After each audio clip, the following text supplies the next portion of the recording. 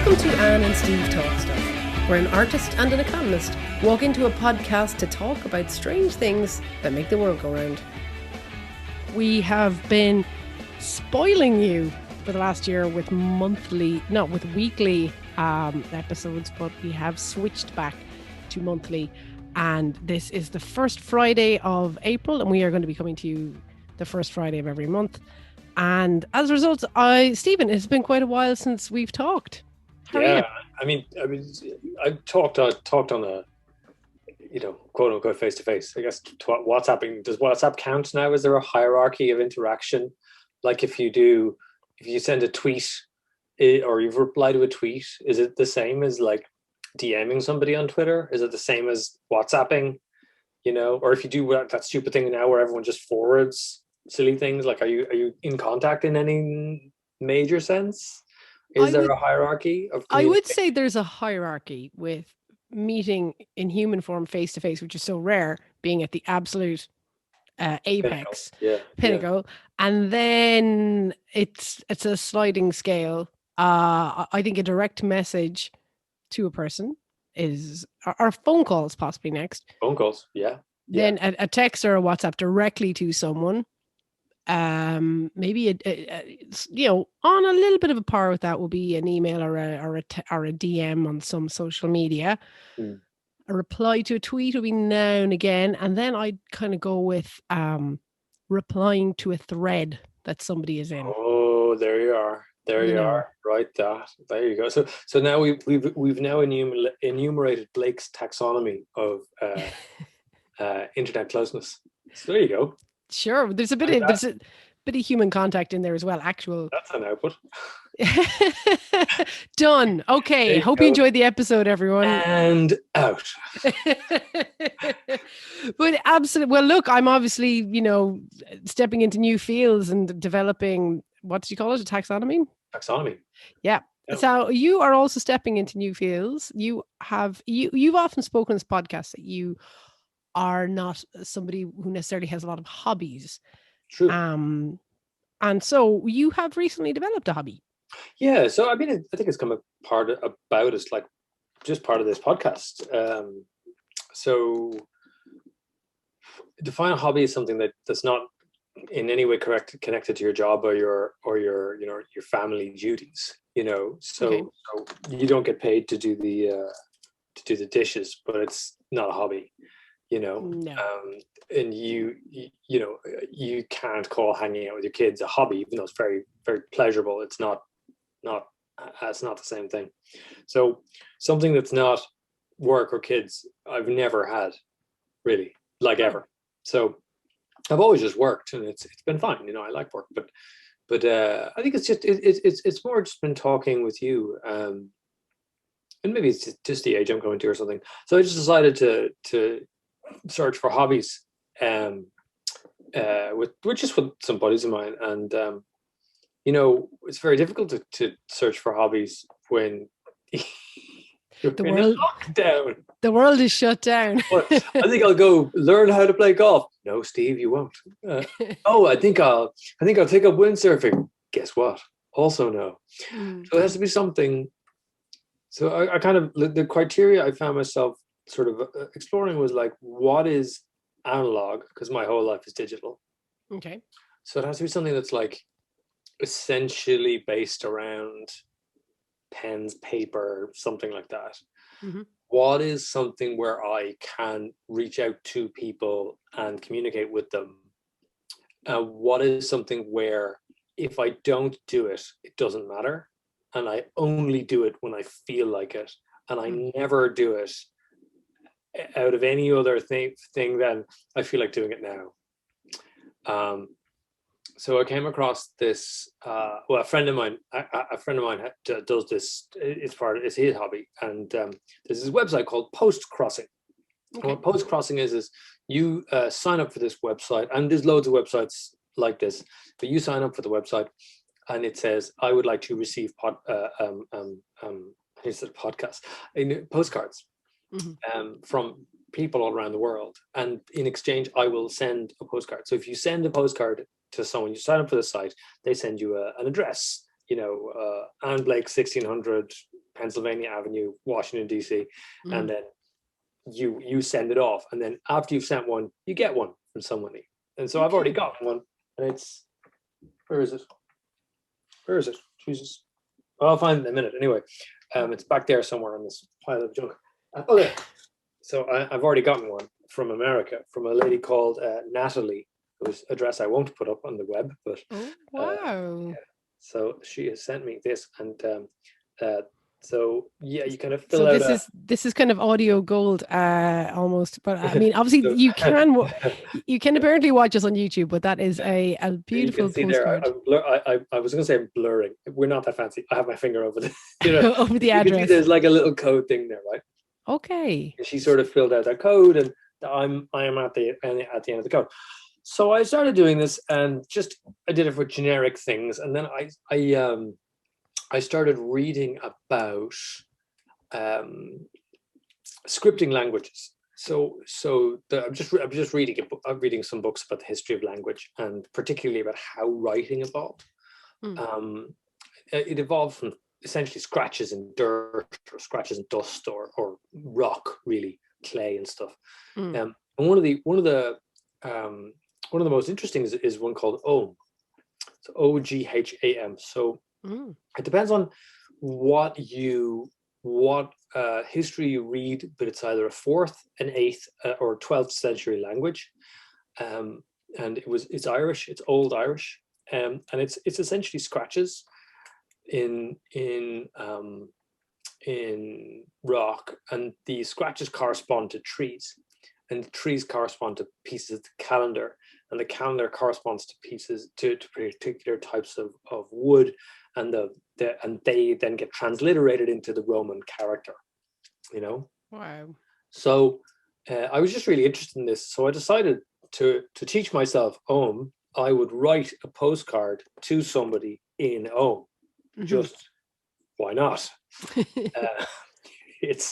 So I did, and she really liked it, and she was like, she wrote me this thing, and it like became like the most popular thing on this post crossing website thing, and she's like, this guy from Ireland did this thing, and I was like, that's fine, it's just scratches. So then I decided to start sending postcards to just people I cared about.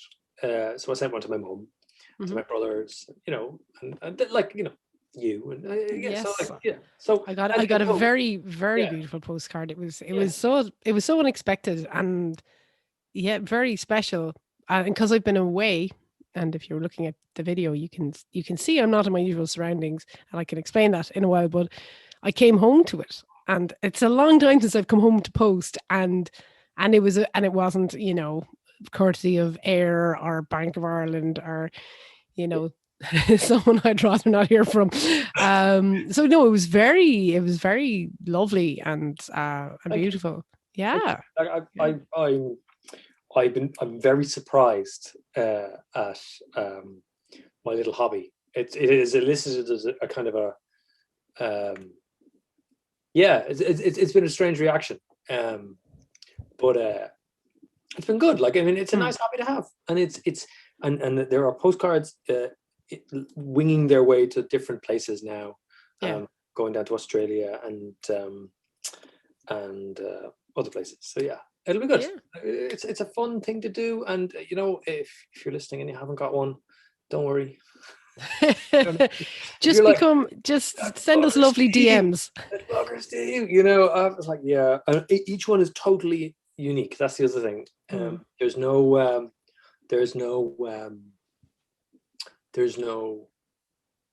template to it, so I just do whatever. I'll just do whatever I feel like, and for as many as I want, because that's the point of the hobby. So obviously, if you're listening and you follow us on Twitter at @AndSteveTalk, if you send us a really, really, really heartwarming DM, maybe, just maybe, you might be earning a postcard from Stephen. Stephen's looking at me like, and no, that's promising me. That is fine. That is fine. I will give it a lash. Notice how I will have no work to do in this offer. But come here, team. We have gone back to monthly meets, and this is the first Friday. This is April 2nd that we are going out. But I suppose a big thing we wanted to talk about today. It's one of these things that happens every year, which just happened last weekend, which is the hour going forward, the daylight saving time, and it really has quite an effect on people. Just this movement of an hour, you kind of feel. I'm talking to a few people about this. You kind of feel you're spending the next few days kind of chasing it a little bit, or when you gain the hour when it goes back in the wintertime, there's this luxurious. The sleep just feels that little bit more special, and but there's a lot of different opinions on daylight saving, whether it's necessary, whether it's worth doing, and almost everyone I talk to has a different opinion on it. Which reminded me of a conversation we had quite a few months ago. We want to talk about today is something that happened when Britain and, well, Ireland at the time in 1582 came in line with the Gregorian calendar. Yeah, so like one of the recurring themes of this podcast is time and memory, and you had said like what do you what would you be really interested in terms of a topic? And I said, well, I'd love to talk about calendar-based riots. I'm fascinated by calendars. I think it's just one of these parts of our lives that we never give any thought to, but they govern everything we do. We are people of the clock in many respects. Yeah. We are, and when I think about that, when I think about that, I often think about the fact that, like, there used to be a thing called Dublin Mean Time, like Greenwich Mean Time. Okay, Dublin Mean Time. It was Dublin Mean Time. Dublin Mean Time. 20 past 30. Yeah. Leading or that. Anyway, yes. So there's that. But just what was Dublin Mean Time? Was it just a well, I'll tell you about it in a second. Oh yeah, okay. Sorry, I thought we were skipping past that. Think about what calendars are, right? So a calendar helps you delineate time. Mm-hmm. But to delineate anything means to make it a straight line. Okay. And for many, many years, time was not linear, and it wasn't experienced linearly by many people. In other words, Friday comes before Saturday, and comes after Thursday. Yeah. That idea of things are linear, things move in a straight line. Yeah. And it's binary, right? Like it's either Thursday or it's Friday. Yeah. Our brains are not set up to understand time that way. We typically understand time continuously.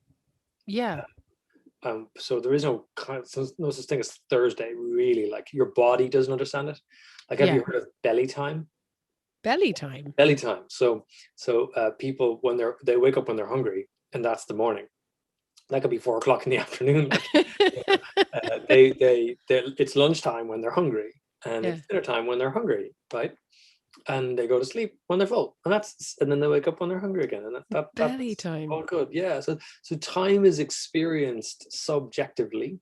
It's experienced non-linearly, by the human brain and by life. But the truth about it is, time moves forward. It's the fourth dimension, and there are 3 dimensions plus time. Everything is wrapped up into it, and time marches forward at 1 second per second, and there's nothing any of us can do about it. So calendars exist, and they're about at least 20,000 years old.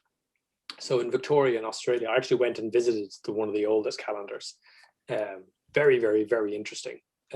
In Victoria, So it's an area where the reason that they had the calendar was to figure out when to put down fish, because they had fishing ponds, and it was aquaculture. They were literally 20,000 years ago. The first Australians were sowing. They were saying this is where the fish will be. Which is pretty awesome if you think about it. But and then like. Sumeria, the Sumerian calendar existed for many, many years, and there were calendars in ancient Scotland, in Northern Ireland, all of that, and these are all essentially lunar calendars. So they look at the moon, and they go, moon big, new month, sound. off we go. Problem with that is we don't revolve around the moon, we revolve around the sun. So the lunar calendar misses a lot.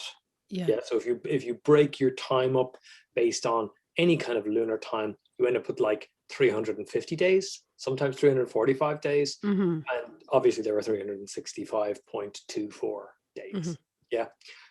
So not ideal. It means every time you do this, you're losing a couple of days. Now, you don't particularly care if you don't have to make sure that everyone is on the same time period. But of course, at a certain point, we did. And really where we come down is the Roman Empire.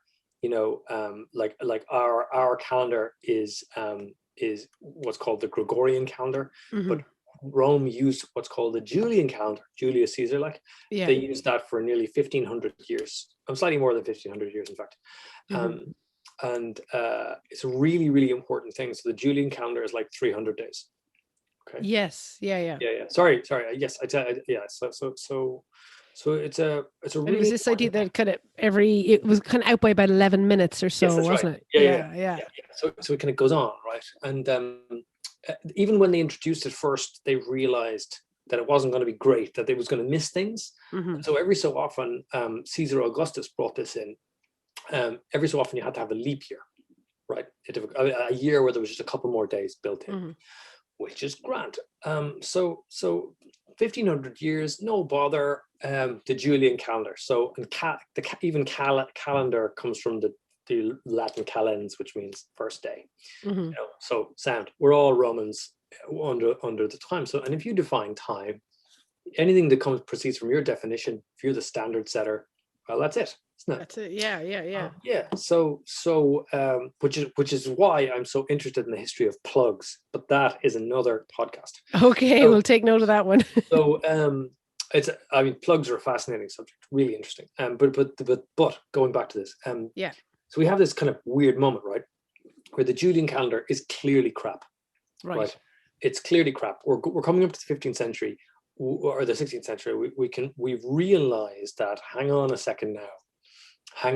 We actually have a better calendar. It's called the Gregorian calendar, and it's far closer, in fact, to the one that we have now. But you need to transition. And in a bit like if you all decided to transition from driving on the left-hand side to driving on the right-hand side, there's a few people who are like, no, don't do that.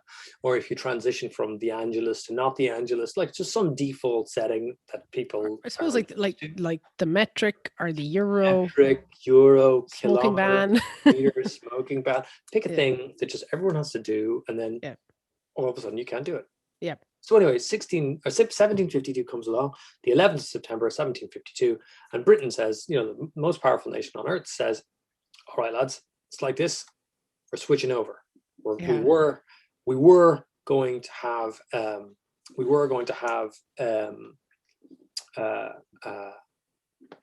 March the 21st, but now we're just going to move it forward. Okay. Yes. Now we're going to move it forward. And when they did that, the world lost, quote unquote, 11 days. Mm. So it was like the 2nd of September to exactly. It was the 12th the next day or something like that. Yeah. So it was the 2nd, and then it became the 14th. So it moved forward 12 days. 12 days, yeah. And people went mad. There were riots. People went crazy about this. They're like, no, hang on a second. You told me yesterday, right? It was Wednesday. Yeah, it is. Yeah, Wednesday the 2nd of September. Yeah. And now it's Thursday the 14th. Are you having a laugh? And, people went, they got pretty annoyed. There were a couple of protests. Some people claimed there were riots. And, there were people going, saying, give us our 11 days back. Like they felt like they'd been nicked, robbed by the king, And of course, there were some unscrupulous people saying, well, you didn't work. You didn't work a month. I'm not paying you a month. Of course, yeah. Got kind of annoyed, and the reality of the situation is, that Europe had switched over to the Gregorian calendar about 170 years before everyone else. So it was only Britain and Ireland that had to change over. So we were kind of that was a reason for changing over. It didn't make sense. Britain's slow to change. Brits, yeah. So and it was a pope. It was a pope who changed as well, which always so Gregory is. Yeah. So Gregory wasn't a Roman emperor; he was a pope. Oh, actually, he was the Holy Roman Emperor at the time. But anyway, we would understand him as the Pope. And he kind of moved over.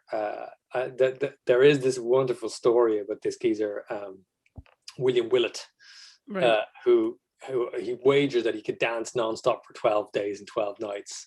And he started dancing, on the 2nd of September, and then just stopped after midnight. And he was like, I win. Yeah, and he got all his bets, didn't he? he made that money. He made that money, in fairness to him. He made that money. So that's cool. And we've always kind of done our own thing with respect to time. Like I said, the Dublin mean time. So Dublin mean time is it's this idea that Ireland was about 25 minutes behind Britain. So, really? Or is that we really had it. We really had Dublin mean time. It was a thing. Irish people there's all these famous pictures of Irish people being stunned by clocks. And this is in the area where Irish people were depicted as like thick paddies. Who didn't really understand what was going on. Yeah. So it was just one of those things where Dublin mean time was a thing, and it was a thing until 1916. Really? Yeah, there was actually an act of Parliament. It brought Ireland into line with Great Britain. And was it specific? Like, was it all of Ireland was under Dublin mean time? Yeah. So when Ireland was still part of Britain, they passed a law to say it is now 8 o'clock everywhere in the British Empire. Get over it. Yeah. And of course, then of course, it being 1916, the Irish were like, no, feck off. We're going to be 25 minutes later if you like, so it became a political football. And so Dublin mean time was a thing until I think the 70s. So that is amazing. It's a whole thing, and it's got a really interesting history. It's got a really interesting sort of moment, where like, it's one of these kind of weird things where people get annoyed about things. Do you remember during the crisis, the government tried to give us all cheese? Yes. Right? Yes. It's a bit like that. It's a bit one of these, like, that's a bit crazy, isn't it? Like, how are we having these discussions kind of things. Remind me of the cheese story, because I remember it, but it's hazy. Yeah, I mean the story was quite simple. There were lots of people who were nutritionally deficient. And that's still true. And it's probably better that you have milk, bread, eggs, cheese, etc. Yes. And so the plan was and then we'd loads of extra cheese because nobody was buying any cheese. So the point was, okay, you have people who need cheese, and you have people who have lots of cheese. So why don't you have the government buy up the cheese, give it to the people? Makes loads of sense. Yeah. Apart from the fact that it's so easily lampooned. Right. We literally so there's all these cartoons of Brian Cowan, mailing easy singles through some letterbox, and it just, there you go. There you go. It is though, like, just this idea of I think it's quite interesting talking about this phenomenon when we're going through something where the world is being kind of realigned on a lot of levels. That it's going to be studied, let's say for the rest of our lives. I say this period of time, the effects it's going to have and the changes it has, and like when you do something like that, like change the calendar, and the unrest that comes with it, and messing with time as well. Time is, for many of us, is it's like the ground under our feet. You don't want to mess with it, or else people can feel time is out of joint, as Hamlet says. And a funny thing happened there a few months ago. I noticed online there was a lot of talk of spring. And there's a lot of different schools of thought on when spring begins. And I'm curious, when would you have considered spring beginning, either from what you're taught in school or from your family concept, or even now? When would you say spring begins?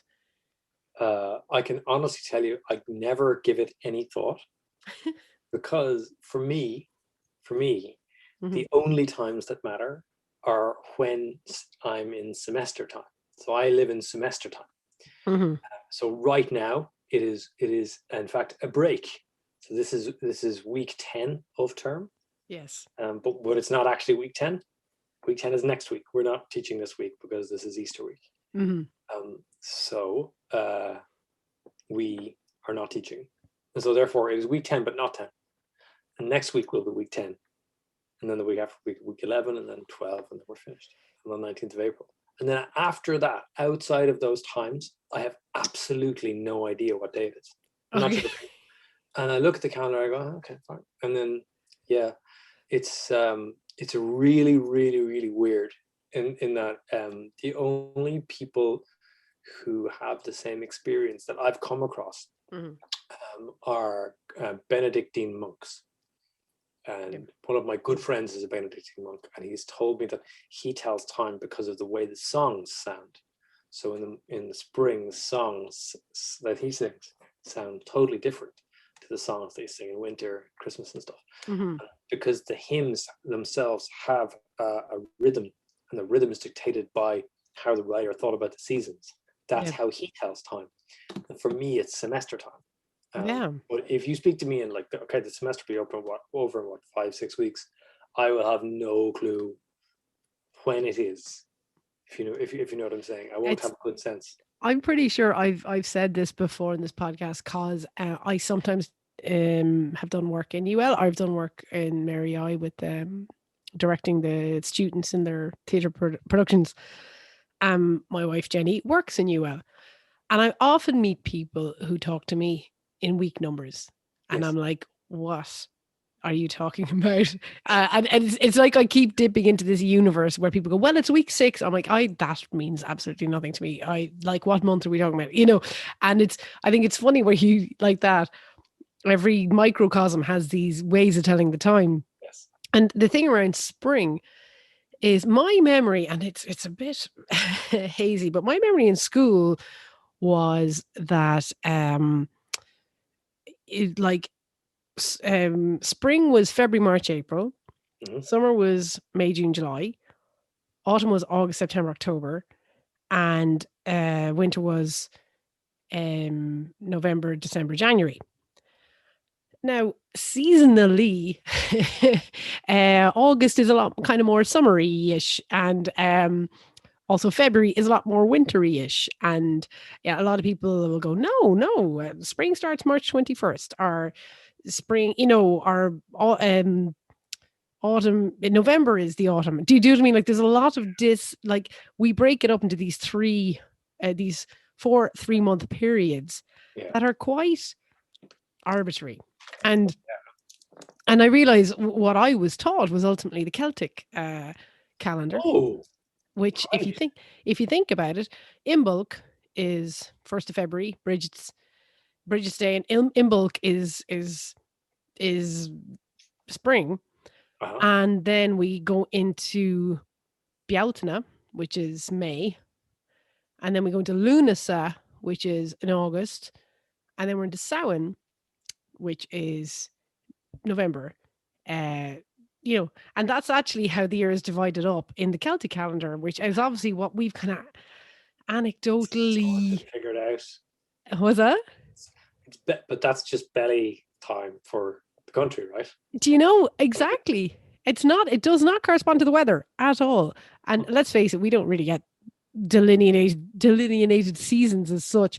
But what's funny is on social media, because we're connected to a lot more countries, people are like, why are people talking about spring? It's not March yet. And, all this stuff. And what I thought was very interesting when you sent me the articles about this changing, like New Year on the old Julian calendar was March 21st. That's when, which is, if you think spring, and if you think of it as well, that is a good time to start a year when everything's waking up again, and that the year is kind of dying in the winter and ending. Whereas our year starts in the dead of winter, and there's this feeling in January, like, yes, it's the new year, but why is it so? It's not exciting. People No. people get excited in September, which is kind of term time, which is the new things are starting, classes are starting, even if you're taking up a hobby, or if you're taking up a new skill, things start in September. Yeah. And I just think it's mad that our year in this Gregorian calendar, which is in time with the sun, but doesn't really work with our seasons. No, it doesn't work with our part of the world either. The Aboriginal calendar is broken up into 6 parts, and some of the parts are actually broken up into different phases. And it's basically about when you should be moving around the place and when you shouldn't, and when you should plant crops and when you shouldn't, and so forth. And very, very, very interesting, really interesting, deeply scientific. It's all empirical. It's like, when you see this and that, when those fish are there and that flower is flowering, leave. Because if you don't, there'll be mosquitoes everywhere and everyone will die. So don't do that. Get your ass out of here, if you see this and that and the other thing, floodwaters are coming. Pack everyone up, bounce. Now's the time to gather stuff to trade. Gather stuff because the weather's nice. Chill out. If you want to exchange things, now's the time. It's a really good idea. It's very clever. It's very scientific. I like it. There's a correlation. If this and that, then the other. I think it's very cool. And it's kind of, if you think about it as well, and I know, like, obviously in countries, certainly in Southeast Asia, they think in hot season and rainy season. They don't think in 4 seasons because they don't have them. And I'm sure you found this in the time you spent in Australia, where you're watching all the Western stuff at Christmas time, which is just snow. And it's like, this is not corresponding to what I'm looking at outside my window. And there's Halloween. Everyone's bright. It's very shorts at Halloween. What's happening? But it's this idea of, I suppose, applying something globally, which doesn't quite match up with everyone. Santa's coming. Is he really, on a reindeer? It's 40 degrees. We're going to eat pizza on a beach, You realize there's a lot to be said for a very hopeful, bright, happy festival in the depths of winter and the darkness. How necessary Christmas is when you're in the Northern Hemisphere. Yeah. When you're in the Southern Hemisphere, it's like, what are we doing? They have Christmas in July in Australia. So I think it's a pretty nice tradition. Yeah. It's more like a Thanksgiving kind of like, oh yeah, we could go and do this, whatever kind of thing. It's not the worst idea, to be honest. And yeah, I've often thought, different cultures have their own feast days, and it's based around the calendar. It's based around the time of year, and we're coming into spring now, or are we in spring? I don't know. We're in week 10 anyway. I'm not going week 10. Of course, I was about to say, it feels like week 10. Look at the daffodils. It's clearly week 10. But I also feel like I'm this alien who is constantly, in this universe of week number, university speak, where I'm going, what are you talking about? And I'm the only person confused. But no, I think we're quite healthily in spring. The hour has sprung forward. Indeed. And as I say, spring forward, fall back for the clock. But it's, like, you realize it's so much around your own experience, say, as a country, or that. And as I was saying earlier, like, Christmas is so important because otherwise you're in the winter solstice, which is like the longest possible night you can have in your country. And you really need a festival that's lifting the hearts and warming the hearts and gathering people together and that. And of course, in Australia, you need that in July. You don't need that in the depths, in the height of summer. And similarly, like Halloween, which is that our own Irish festival, which has been exported and gone huge around the world, is around, going into the darkness of winter and into that idea of going into the twilight when things are getting darker and everything's dying, and where you kind of even reflect on the those who have died as well, kind of the month of the dead and all that stuff. Yeah. And that makes sense if you're on a windswept rock in the North Atlantic. But once again, Australia, Halloween, like, I know it's become something totally different. It's become completely different, but it's funny to kind of think of these idea of how time works on a global scale, but also how it works in our own countries, in our own communities. Yeah. And I think time is fractal, which means that you experience it differently at different levels. yeah. So I think at the individual level, time doesn't move linearly. Like, you often hear older people saying, like, I don't feel 75. I know I look 75. I don't feel 75, and I feel as I was there. Your subjective experience of your own aging is not linear. You don't wake up going, I'm a day older today. Not a thing. Like, Jesus, you look wrecked from yesterday. You and then you move up. You experience your family and your loved ones you experience them entirely discreetly. So your child grows up, they have their communion, there's a wedding, they move away, this kind of thing. And then you look back, and it's only when you look back after a wedding or something and you go, my God, this massive transition has happened. You consider things around a transition. And then you think about things at a community level. That's where the large scale events like Christmas and so forth come in. And then at a national level, it's typically event based again, but they're kind of strange events. They're very different. Sometimes societies remember things through disasters. Sometimes societies remember things through like large scale strange events, like for example, the granny when she came walking around Limerick there. No one in Limerick will ever forget that. No. Do you know what I mean? But that's kind of a cultural memory that exists now. And then you think about the level of time passing that exists at the sort of continent level, and then all of a sudden you're into geologic time, and like the idea that sense could scale up from an individual organism, human, rabbit, whatever, like little yolk doing its thing, yes.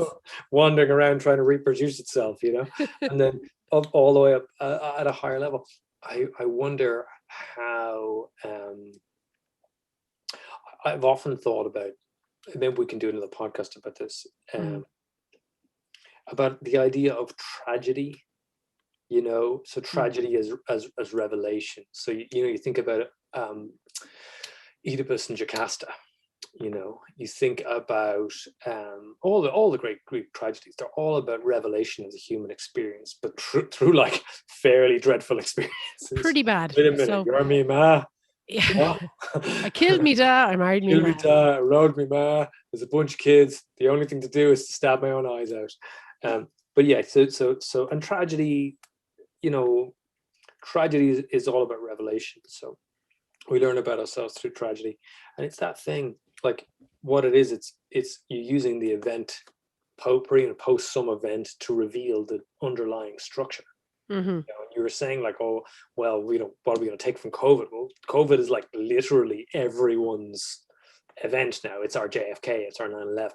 Yeah. It's this thing that just like exists. It's caught in our memories like a feckin' super tanker.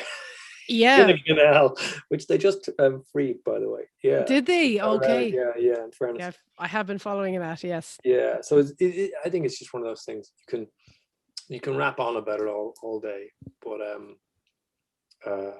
maybe it's best not to. Maybe it's best not to. I do. It's funny talking about kids or that. Like, I do find when friends have kids, it's a really good way to measure how long it is since you've seen someone. Yep. Because you say, "Oh God, it's been years," and like it has been this long, as in this human has grown this much since I last saw you, you know, and Notice your baby has a beard. Yeah, you know, and even you talk about kind of animals' experience of time. Like I've this thing, like, you know, we walk our dogs, give them a decent walk, say once a day.